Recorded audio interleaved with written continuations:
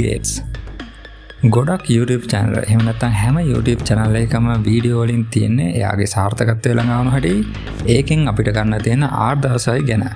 ඒ වුණාට මේ වීඩියෝ එක කතා කරන්නේ ආදර්ශ ගැනවත් සාර්ථකත්වය ගැනවත් නෙවෙයි එයාගේ ව්‍යාපෘති වලින් අපට වෙන අහිතකර බලපෑම් ගැන.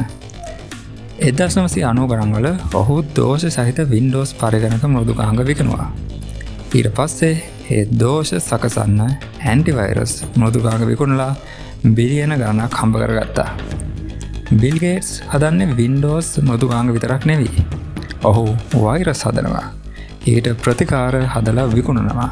ඒ වගේම ලෝක ජනගහනය අඩු කිරීමට ඔහු සැලැස්මක් හදලා තියෙනවා.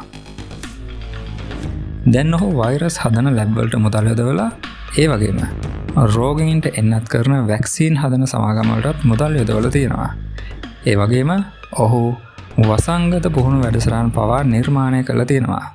උදාහරණයක් විදිහට 2019 කොවිඩ් වසංගතය එන්න මාස ගණනකට කලින් ඔහු මේ වගේ වසංගත පුහුණු වැඩසටහනක් කරා. ඒකේ නම තමයි ඉවෙන්ට් 201.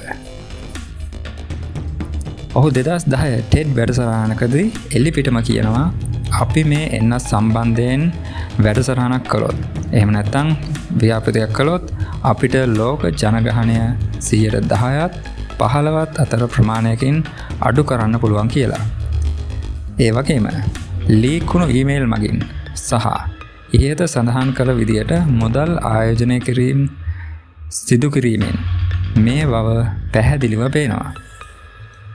අප්‍රිකාවේ ඉන්දියාවේ එයාගේ එන්නත් නිසා දහස් ගණනක් ළමයින් අංශභාග වෙලා නැත්තම් මිය ගිහින් තියෙනවා. මේ එන්නත් ව්‍යාපෘතිම තවත් එක කොටසක් තමයි වෛරස් ලෝපුරා ව්‍යාප්ත කිරීම.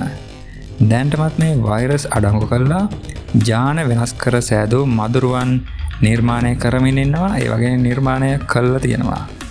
මේ මදුරුවන් මාර්ගයෙන් තමයි ඊළඟට එන පැන්ඩමික් එක එහෙම නැත්නම් වසංගතය පටන් ගන්නෙ.